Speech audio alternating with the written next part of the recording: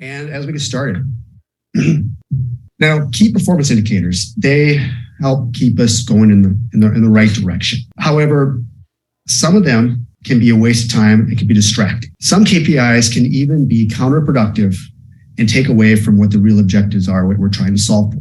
So why do we have KPIs? To know what we're doing. It's a way of measurement. What gets measured gets done. You can't measure it if you can't fix it. You can't fix it if you can't measure it. To hold others accountable. To compete with other locations and benchmark against others. To see how others will progress and to find out what's really going on and what we're really trying to do. As I get into this, just a little bit about myself. My name is A.W. Schultz. You call me Aaron. I'm the principal consultant. And I work with manufacturers on developing work management plans, particularly in the planning and scheduling. I help to drive sustainability and reliability.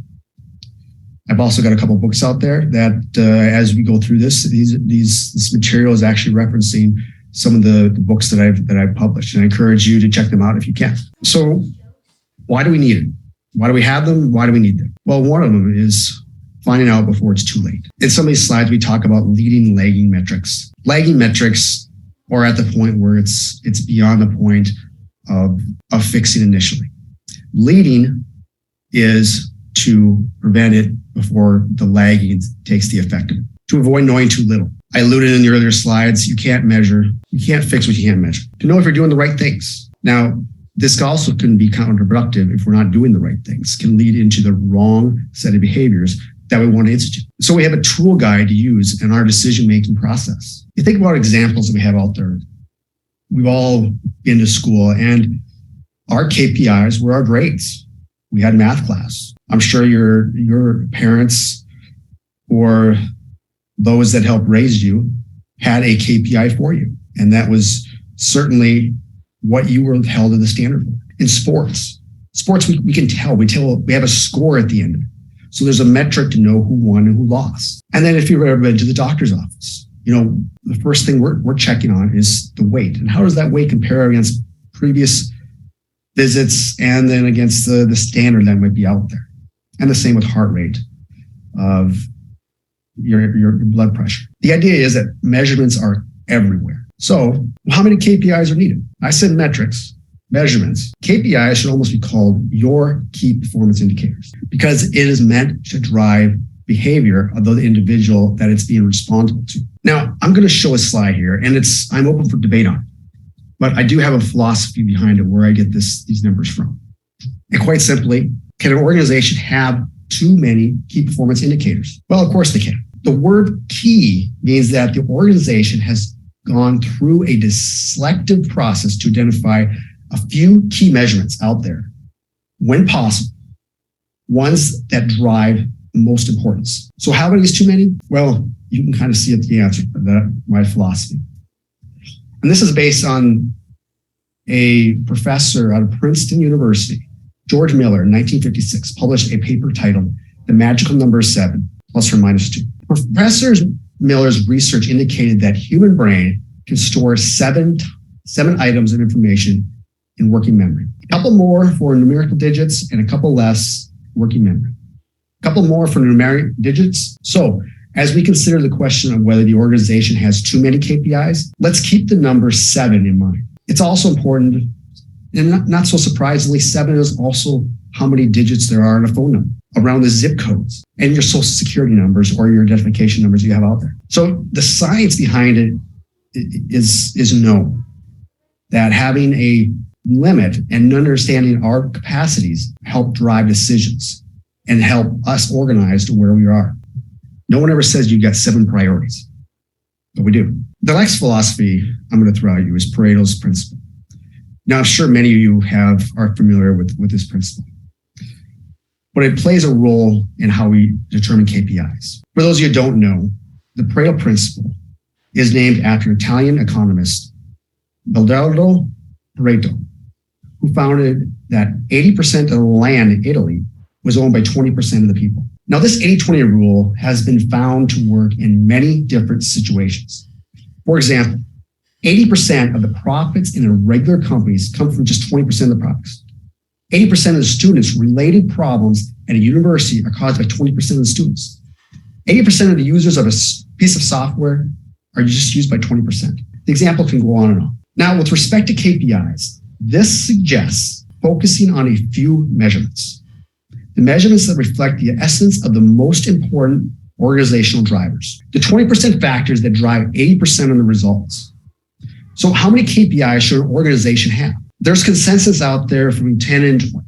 Yes, this is more than what Professor Miller said. But with too many KPIs, you're overwhelming the human brain. It's better to strategically go through a set of potential KPIs and identify the most important ones rather than have a manager's overwhelm randomly focused on a few items. So what are the best KPIs? Before you get into what the best are, because there is no real answer for that. It's a case by case, and needs to understand what makes good measurements. A performance measure should be relevant to what the organization is aiming to achieve, able to avoid perverse incentives, not encouraging unwanted or wasteful behavior. Actionable.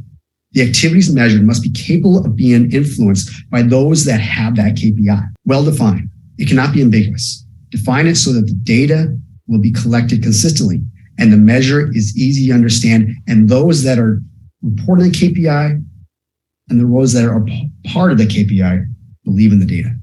Well, what's the difference between a metric and a KPI? A metric versus a KPI. KPIs are intended to guide companies, departments, or decision in the making. Metrics are compliable and comparisons of results between like organizations or industries. KPIs are leading indicators for the performance. Metrics are lagging indicators for the results. When you look at, I'll start to look at breakdowns. Breakdowns is a leading indicator to the effects of your overall equipment effectiveness. And also, you need to tie them together or cascade them is key. A top-down approach from managers to those that are out there doing the work. Tying them together is an action to drive performance to deliver the results. Action is creating a structure, performance, executing the action, and receiving the results of it. So how do you compare to others? Now, some common benchmark metrics that are out there, particularly in the maintenance reliability, is maintenance cost, breakdown loss, planned maintenance, schedule compliance, reactive maintenance, and replacement asset value to mechanic. You got a couple more. Store value, parts inventory. I'm throwing a lot out there. Now, in some organizations, these could be a KPI, but a lot of these are lagging indicators. And often when you're comparing to different industries, depending on where you are on your journey, it may not be better. It may be a hindrance to want to have a metric that's striving against world-class or even what the typical things are out there. The point is we want to drive behavior, and KPIs are a tool for that. And a lot of what I do in the consulting end of it is coming in, working on the defined problem as has been established, scoping it, driving it, and then finally putting metrics or controls in that maintain the sustainability of what we had changed. And the one easy controls that are often always put in is a key performance indicator to indicate driving positive change. Now, spend a couple minutes here, and if you can, think about KPIs that you might have out that impact yourself. KPIs help us keep going in the right direction to achieve our objective. I've mentioned that already, right? Some KPIs can be wasteful and distracting. Now, I don't know if how many of you have heard Doc. He's written the book on planning and scheduling. It's a great book.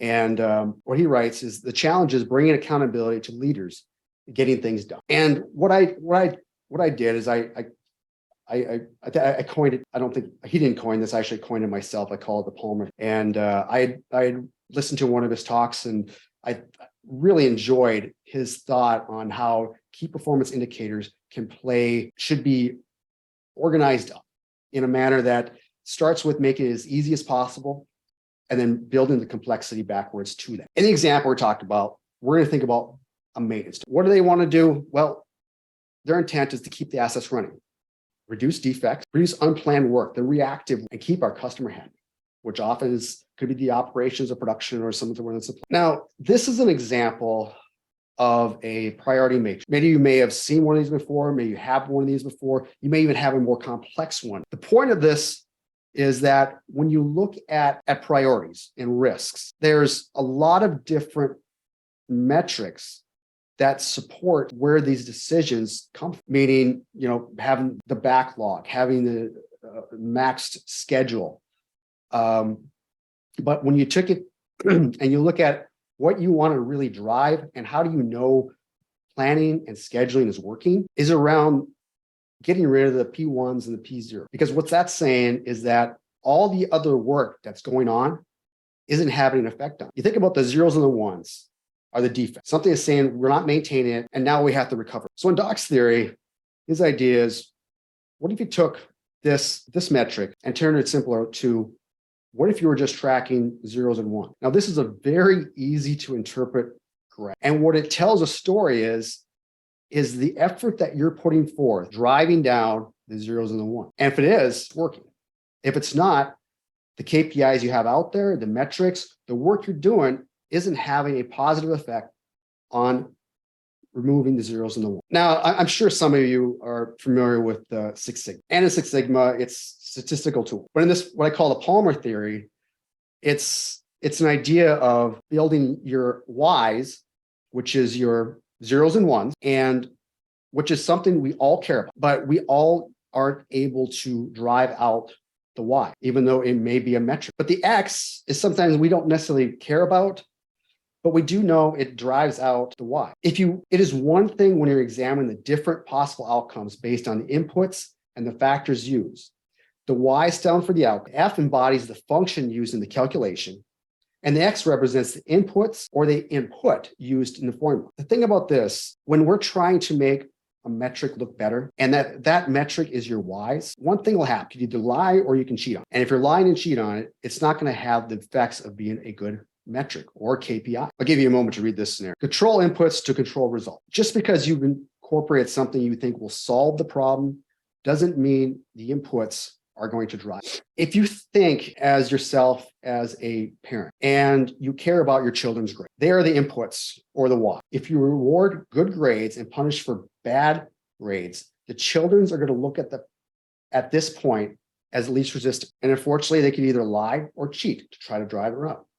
However, if thinking about this, if you want to drive Y to be better, think about, as a parent, your X's. Your X's are making sure your children are doing they are getting enough sleep. They are getting the proper nutrition. And these inputs, the X's, they are set the children up for success and driving out that Y. And in our case, we're thinking about driving out the zeros and the ones. 3 ways of doing this. This is called the ICE approach. This is identifying what we have as the appropriate indicator. In the example we use, the Palmer theory, it's the zeros and the ones. So we identify everything that is easy to measure. It's not hard to realize that we usually are in the same basis we understand when there's outages, downtimes, breakdowns, defects that are occurring.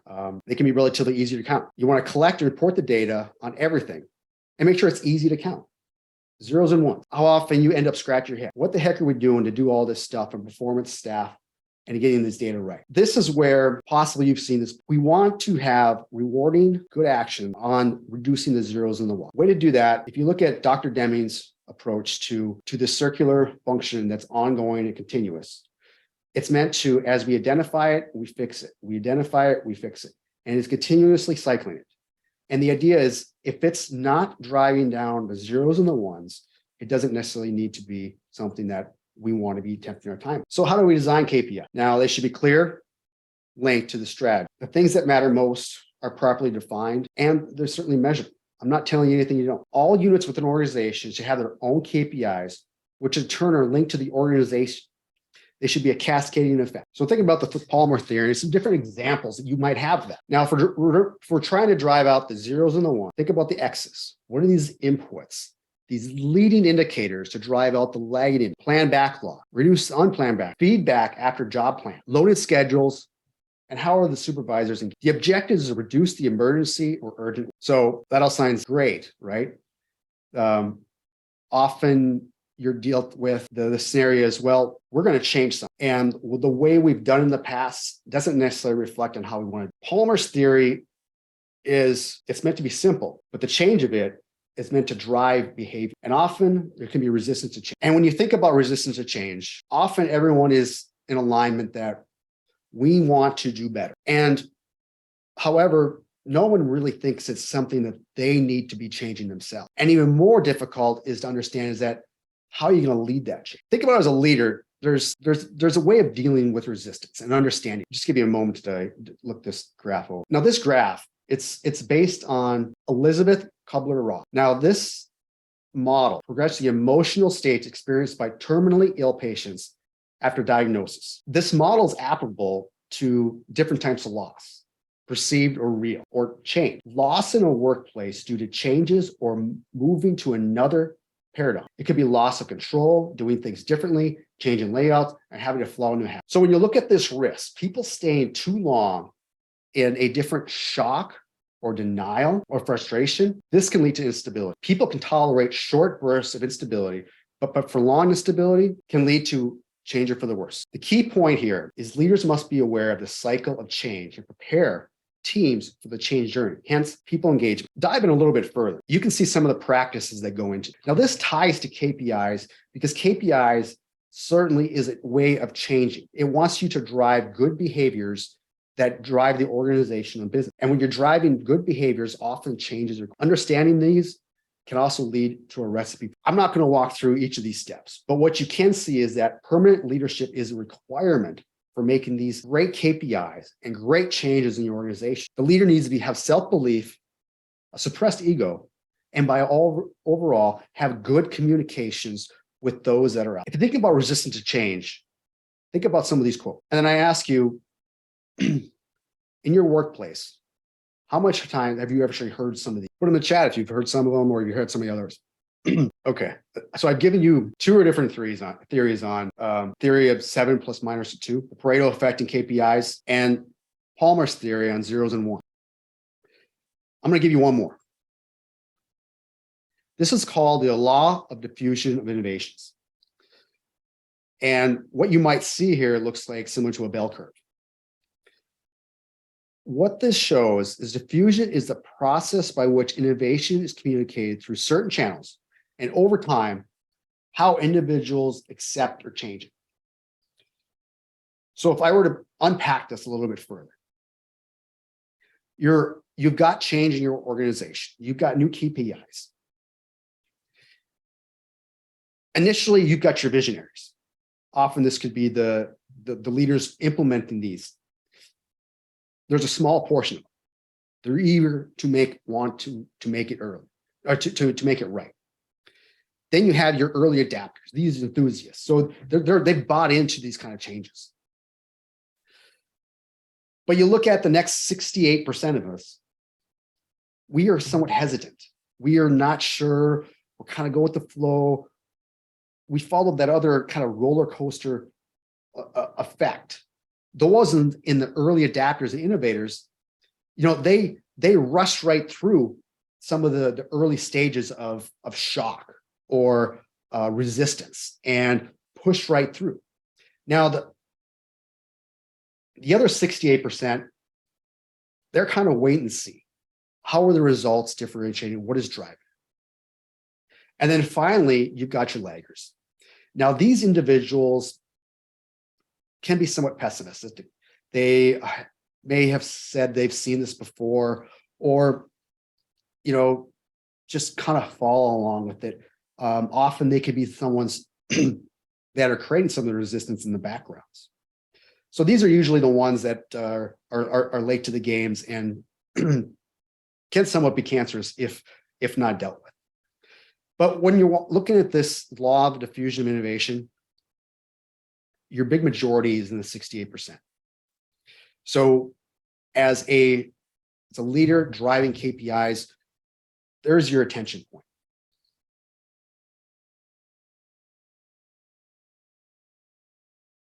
I'm going to leave you with one other comment, and then I'm going to take some questions. You can't incentivize performance. You can only incentivize behavior. I'm going to say it again. You can't incentivize performance. You can only incentivize behavior. I think of my young boy who plays soccer. If I tell him to go out in the soccer field and go score a goal, is that going to lead to him scoring a goal? Not necessarily. If you go to a baseball player and he goes up to the plate and you tell him to hit a home run, is he going to get a home run? Not necessarily. Does he want to? Absolutely. Absolutely. Now, going back to Palmer's theory, those are the whys. Those are the whys. How do you make them X's? Well, you do prepare. You practice. You practice and practice some more. You can't incentivize performance. You can only incentivize behavior.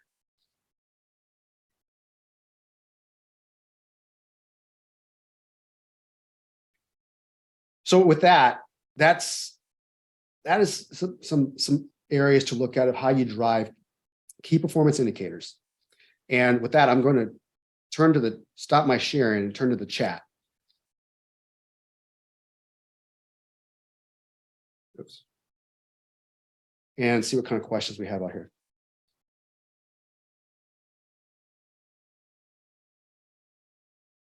Oh, yes, I'm out.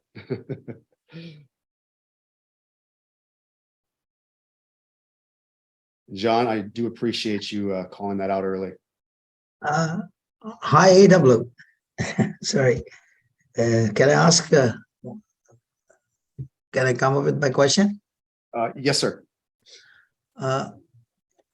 And firstly, nice, very well presented. New points to look into it.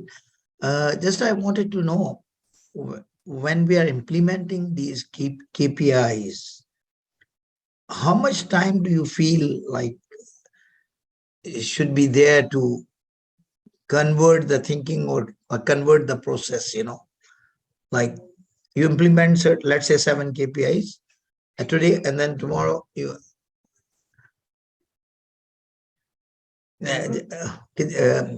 then sorry, someone came in the office.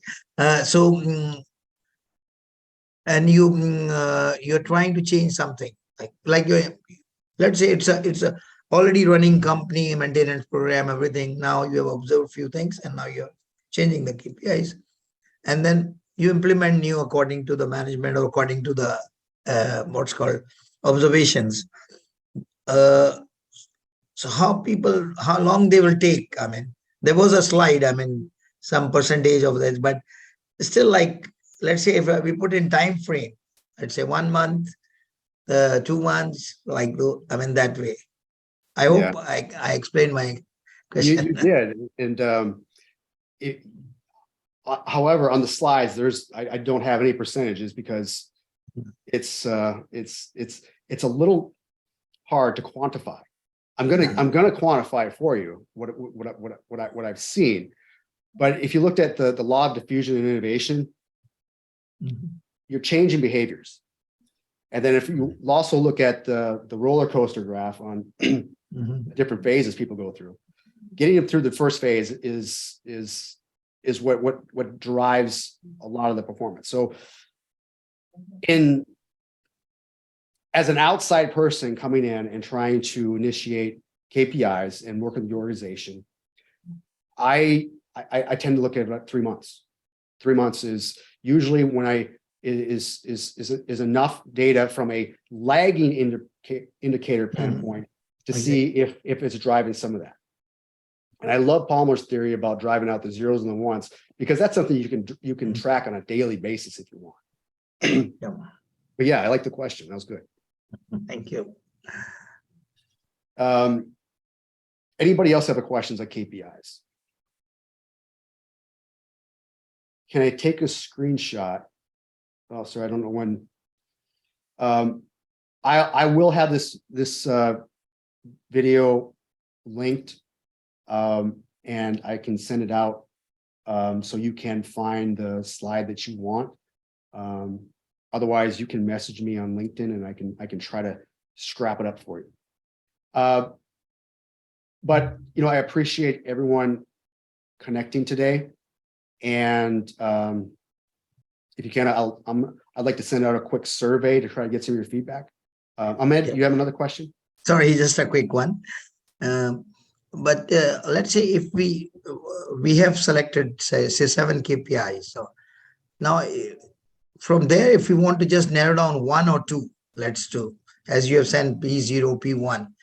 So is it better to start implementing that one or emphasizing more on that one and then gradually, I mean, we have to do all 7, let's say, but like importance wise or being more acceptable, like in that sense, it's better to Certainly. narrow. Yeah. Yeah, I mean, certainly. I mean, I go simple. Less is better. Palmer's theory is zeros and ones. I mean, those are the outputs. But just not to go over that, because you can tend to scramble the brain a little bit. I mean, I get a little scrambled too when I go multitasking, right? Multiple things out there. But yeah. But certainly make the metrics, achievable. Because if they're not achievable and they don't trust the information, it's not going to carry you back to it. But yeah. Thank you. All right. So I'm going to end the chat, and then if you want to find out more about me, please look at me on LinkedIn. And again, I'm pulling this kind of information out of the books that are out there. But I appreciate everyone for joining and being such active listeners for this presentation. Thank you.